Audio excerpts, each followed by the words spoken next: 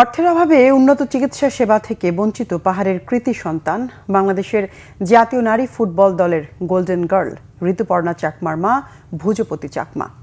নারী ফুটবল এদেশকে অন্য উচ্চতায় তুলে আনা ঋতুপর্ণার মা দুরারোগ্য ব্রেস্ট ক্যান্সারে আক্রান্ত। দেশের কৃতি নারী ফুটবলারের মায়ের উন্নত চিকিৎসা সেবায় সরকার এবং দেশের মানুষের সহযোগিতা চেয়েছেন ঋতুপর্ণার বোন পাম্পি চাকমা। রাঙামাটির প্রতিনিধি নন্দন দেবনাথের পাঠানো রিপোর্টে বিস্তারিত। রাঙ্গামাটি শহর থেকে কাউখালী উপজেলার ঘাগড়া ইউনিয়নের দুর্গম পাহাড়ি এলাকার মগাছড়িতে জন্ম পাহাড়ের রত্ন জাতীয় নারী ফুটবলার ঋতুপর্ণা চাকমার। মূল সড়ক থেকে প্রায় 4 কিলোমিটার পাহাড়ি এলাকা পায়ে হেঁটে উঁচু নিচু পাহাড় বেয়ে যেতে হয় ঋতুপর্ণাদের বাড়ি। সরকারি আশ্বাস অনুযায়ী এখনও হয়নি দুর্গম এই এলাকার রাস্তা। কষ্ট করে এখনও পায়ে হেঁটে পাড়ি দিতে হয় এই পাহাড়ি এলাকা। ঋতুপর্ণারা 4 বোন, একমাত্র ভাই 3 বছর আগে বিদ্যুৎ স্পৃষ্ট হয়ে মারা যান। 3 বোনের বিয়ে হয়ে গেছে। ফুটবল থেকে আয় করা অর্থ দিয়ে চলে ঋতুপর্ণার পরিবার। সাফ ফুটবলের চ্যাম্পিয়ন হওয়ার পর প্রশাসন থেকে আশ্বাস দেওয়া হয়েছিল ঋতুদের গ্রামের রাস্তা সংস্কার করার এবং ঋতুকে নতুন ঘর করে দেওয়ার। তার বেকার বোনদের সরকারি চাকরির আশ্বাসও দেওয়া হয়েছিল, কিন্তু গত 3 বছরে কোনো আশ্বাসই বাস্তবায়ন হয়নি। তাছাড়া দীর্ঘ সময় ধরে ঋতুর মা দুরারোগ্য ব্যাধি ক্যান্সারে আক্রান্ত। অর্থের অভাবে করানো যাচ্ছে না উন্নত চিকিৎসা। ঋতুর পরিবারের এইসব সংকট নিরসনে সরকারি সহায়তা চেয়েছে তার পরিবার। বছর 1.5 বছর হবে অসুখ, মায়ের জন্য চিকিৎসা করতে পারতেছি না। আজকে আমরা যদি বেকার না হইতাম, যদি চাকরি থাকতো, তাহলে মায়ের জন্য চিকিৎসা করতে পারতাম। সরকার কাছে অনুরোধ, আমাদের এই রাস্তাটা আর ঋতুর বাড়িটা যাতে বাস্তবায়ন হয়। আর আমরা যে 4 বোনের মধ্যে আমরা 3 বোনই বেকার আসি, অনেক কষ্টে জীবনযাপন করতেছি। সরকারের কাছে অনুরোধ, আমাদের জন্য কিছু একটা ব্যবস্থা করে। অসুস্থ শরীর নিয়ে ঋতুপর্ণার মা ভুজপতি চাকমা ঋতুর সব খেলাই দেখেন। ঋতুর গর্বিত মা ভুজপতি চাকমার আশা তার মেয়ে একদিন ফুটবলে বিশ্বজয় করবে। আশার পাশাপাশি পরিবার নিয়ে হতাশাও জানিয়েছেন ঋতুপর্ণার মা। আমি ভালো নেই।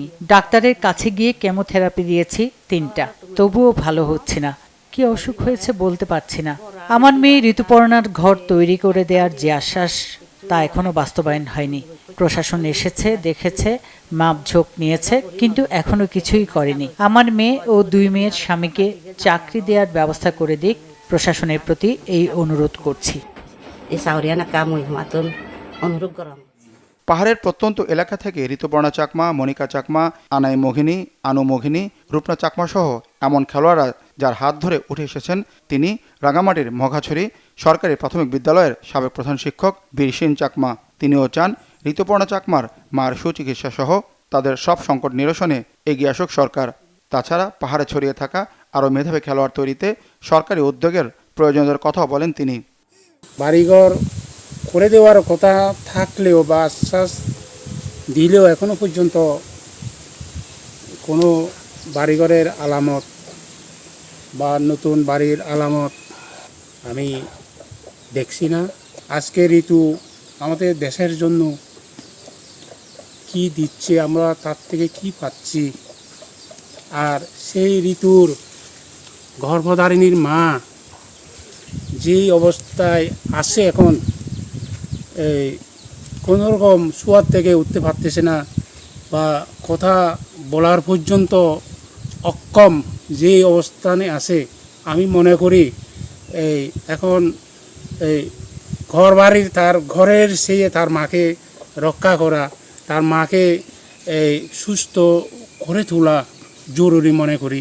ঋতুপর্ণার জন্যে তার যোগ্য অনুযায়ী চাকরির প্রয়োজন মনে করি। অত্যন্ত অঞ্চলে যে জায়গায় যোগাযোগ অত্যন্ত খারাপ, বিভিন্ন জায়গায় এই ধরনের ঋতুপর্ণার মতো প্রতিভাবান খেলোয়াড়, সম্ভাবনাময় খেলোয়াড় অনেক জায়গায় বিদ্যমান, কিন্তু এরা আসতে পারতেছে না।